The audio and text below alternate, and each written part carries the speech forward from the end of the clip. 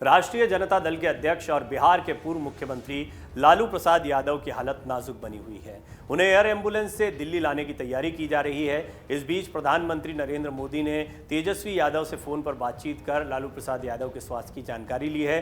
तेजस्वी ने बिहार की जनता से भावुक अपील भी की है। वहीं सीएम नीतीश कुमार ने अस्पताल जाकर उनके बेटे तेजस्वी यादव और डॉक्टर्स से लालू प्रसाद यादव के स्वास्थ्य के बारे में जानकारी ली। इस बीच आइए हम आपको लालू यादव के राजनीतिक सफ़र पर कुछ चीज़ें बताते हैं, क्योंकि ऐसा कोई दौर नहीं रहा, कोई समय नहीं रहा जब लालू प्रसाद यादव को देश की जनता भूली हो। वो काफ़ी लोकप्रिय रहे हैं, उनके बयान काफ़ी छाए रहे हैं और आज भी वो सोशल मीडिया पर जमकर वायरल होते हैं। लालू प्रसाद यादव ने छात्र राजनीति से अपने राजनीतिक करियर की शुरुआत की थी और बिहार के मुख्यमंत्री समेत दिल्ली की राजनीति में भी अपनी धमक से एक अलग छाप छोड़ी। जेपी आंदोलन में शामिल होने के बाद उनका राजनीतिक कद धीरे धीरे बढ़ता गया। राजनीतिक व्यवस्था में अंतिम व्यक्ति को आगे करने की कोशिश में वो लगातार राजनीतिक सीढ़ियां चढ़ते गए।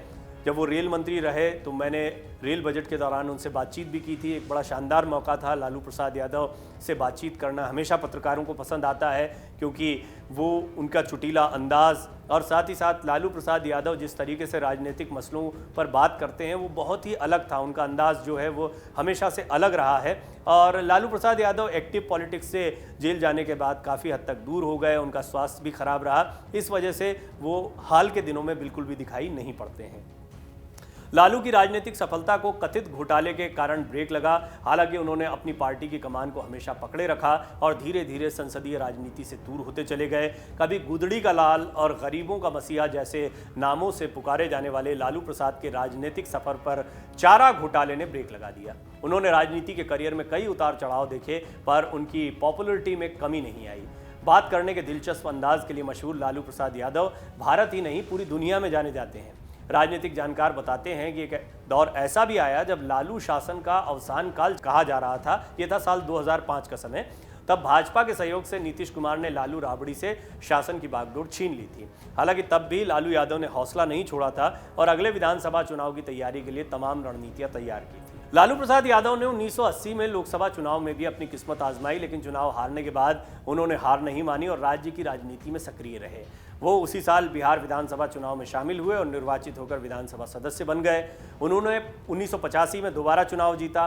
पूर्व मुख्यमंत्री कर्पूरी ठाकुर की मृत्यु के बाद विपक्ष के कई बड़े नेताओं को दरकिनार करते हुए वो 1989 में विधानसभा में विरोधी दल के नेता बन गए।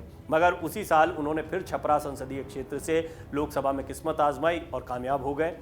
अब 1989 के भागलपुर दंगे के बाद कांग्रेस के वोट बैंक के रूप में मानी जाने वाली यादव जाति के एकमात्र नेता लालू प्रसाद यादव हो गए।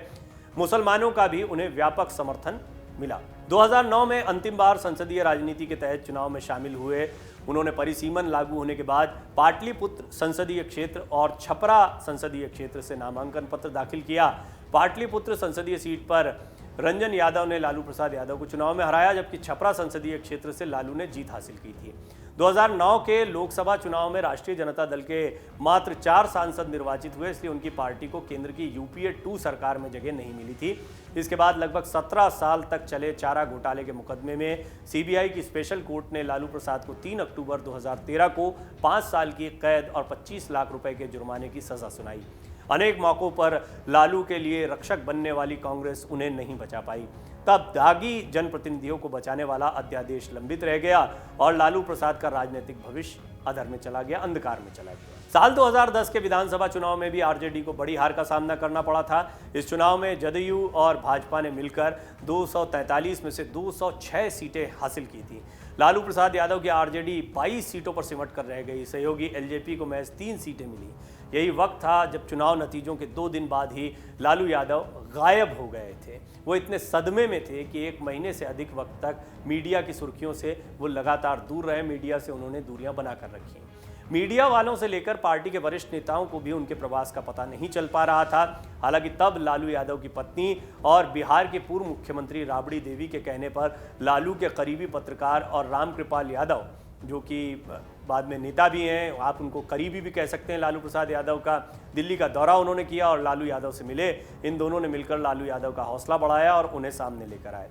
जाहिर है लालू प्रसाद यादव जैसे नेता के लिए इस तरह का अज्ञातवास हैरान करने वाला था।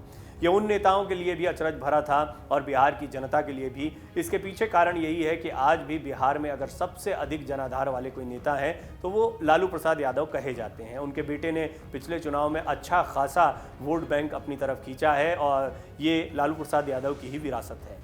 एक टीवी शो में शाहरुख खान लालू के हेयर स्टाइल की तारीफ करते हुए कहते हैं, एक बात है कि आपका हेयर स्टाइल जवानी में लड़के ज़रूर कॉपी करते रहे होंगे, लेकिन मेरे और धोनी से भी ज़्यादा पॉपुलर हेयर स्टाइल आपका है।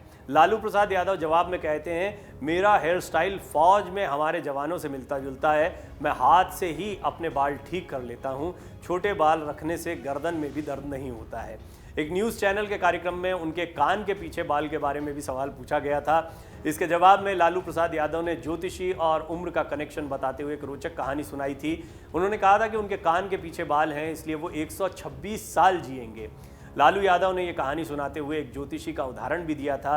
लालू यादव ने कहा था कि उन ज्योतिषी के कान के पीछे भी बाल थे। उन्होंने मुझे देखते ही कह दिया था कि मैं 126 साल जीऊँगा। फिलहाल लालू प्रसाद यादव की हालत नाजुक बनी हुई है। हम उनके स्वास्थ्य की कामना करते हैं, लंबी आयु की कामना करते हैं और वो जैसा कहते हैं कि उनकी लंबी उम्र होगी, ईश्वर करे उन्हें लंबी उम्र मिले। डाउनलोड करें अमर उजाला ऐप और पाएं खबरें लगातार। अगर आप ये वीडियो YouTube पर देख रहे हैं तो हमारे चैनल को सब्सक्राइब करें और बेल आइकन को दबाना ना भूलें। अगर आप Facebook पर ये वीडियो देख रहे हैं तो हमारे पेज को लाइक करें।